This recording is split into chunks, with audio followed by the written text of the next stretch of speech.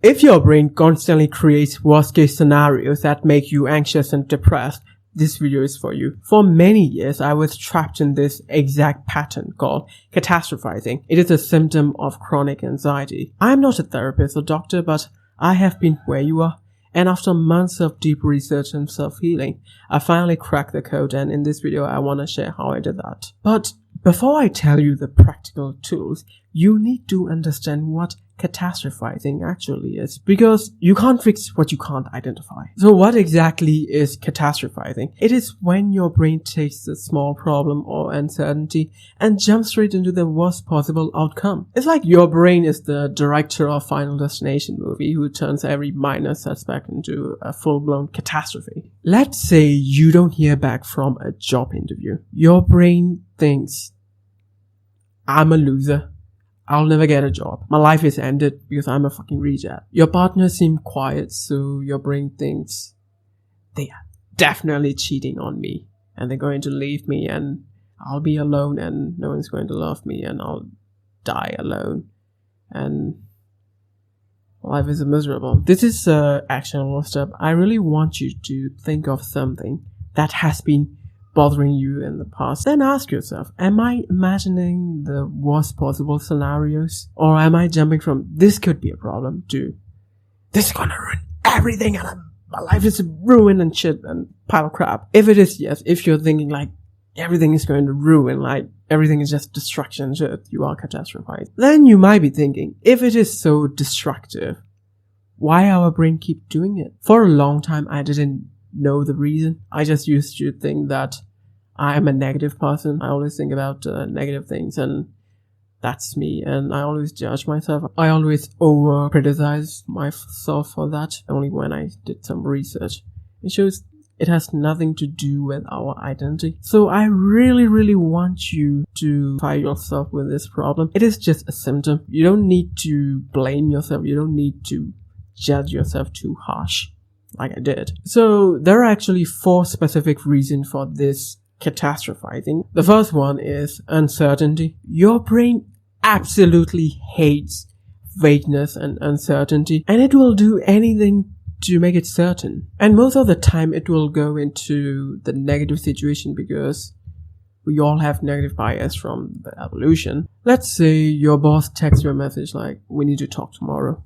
And your brain immediately goes into think, yes, I'm getting fired. I'm getting screwed. Your mind doesn't think, maybe it is a good news. Maybe I'm getting promoted. No, it never thinks about positive things. It is all about negative. It's all about destruction. Because all these threats, all these negative things feels more urgent than positive possibilities. And I already made a video on uncertainty, so if you are interested in that, it's in the description. Second is attachment to value. You might notice that you don't really catastrophize about random things. It is always about important things like your health, your money, your life, your relationships, things that are important to you. We rarely panic about what if KFC get bankrupt. Like, it doesn't make sense. And it's not tied to our survival nor our identity. We only worry about things that are attached to our values. Third is past negative experience. Your brain stores painful memories as alarm signals. If you grew up with money struggle,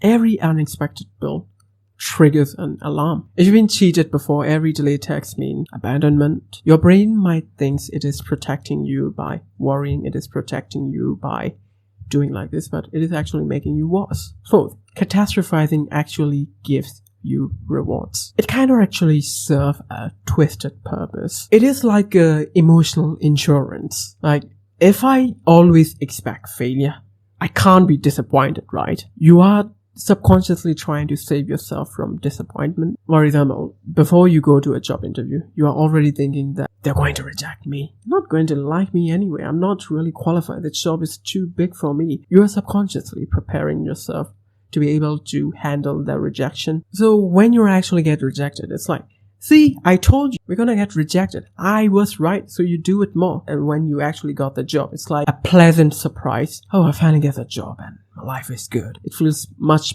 of a bigger surprise compared to where you only hope for the positive things. While this might seem kind of helpful in the short term, in the long term, it is actually destroying you. This constant hoping for negative scenarios puts you in chronic stress. Your nervous system is in constant fight or flight mode. You can't relax. You can't sleep. Maybe you start to avoid situation which gives you catastrophic thinkings. So you are just hiding yourself from everyone. And all of this leads to a self-fulfilling prophecy. Always expecting failure can actually increase the actual outcome of failure because of self-sabotage and poor efforts. And the crazy part is, the more you do these things, the harder it is to get out of these patterns. But the good news is, these are all learned patterns, which means they can be unlearned with conscious effort. And the first two is very simple. Because it is so simple, many people skip it. It is about awareness. Most people are so deep in catastrophic thinking that it feels so real,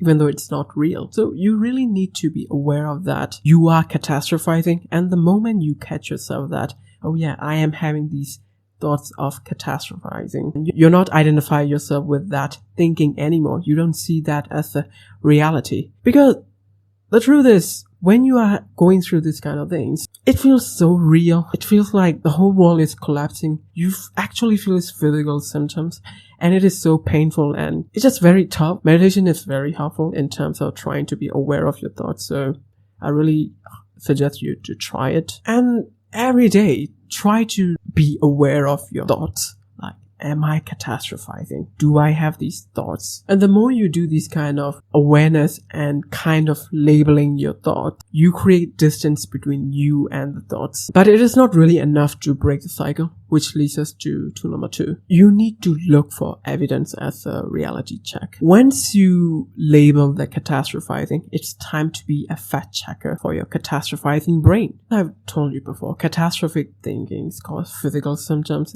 and because of that, they feel so real. But it doesn't mean that it is the reality. That's why we need to fact check. So ask yourself these 3 questions. What evidence do I actually have that this worst case scenario will actually happen? Do I also have any evidence that it won't happen? And what is the most realistic outcome based on facts, not fear? I want you to write it down, so do it with pen and paper or note up, whatever you like. Let's say your boss sent you a message. Can we talk tomorrow? And your brain immediately thinks, I'm gonna get fired, or something shits might happen, and you're catastrophizing. You're aware of it. Now look for evidence for disaster. The boss used a serious tone, and he didn't say what is it about. Now for the evidence against the catastrophic thinking. Your performance has been nothing but great so far, and you just finished a successful project, and your boss usually give you context if it is actually bad or urgent. So the most likely outcome probably would be just a routine check-in or some project discussion. There is nothing to be worried about. This sounds easy when you are chilling at home or when you're relaxed, but what about when you are overthinking in real life scenario and you can barely breathe? And this comes the last tool. You need to do deep breaths, especially box breathing. Because when you are catastrophizing, when you are in this super overthinking situation, you are in fight or flight situation, which means your nervous system is in sympathetic state. And doing deep breaths shifts you from that sympathetic state to parasympathetic state, which is a relax and digest state. And doing box breathing is the simplest one I've learned, because it is just doing 4-second inhale, and then 4-second hold, and then 4-second exhale, and you repeat for 4 to 5 minutes. And no one would even know that you would be doing. And after that, you can think logically, because before that, when you're in that fight or flight situation, you can't think properly. You're just so panic, and it is just very difficult, uncomfortable situation. And box breathing is really the game changer. And that really is. And I really hope this video helped you. And thank you so much for watching, guys.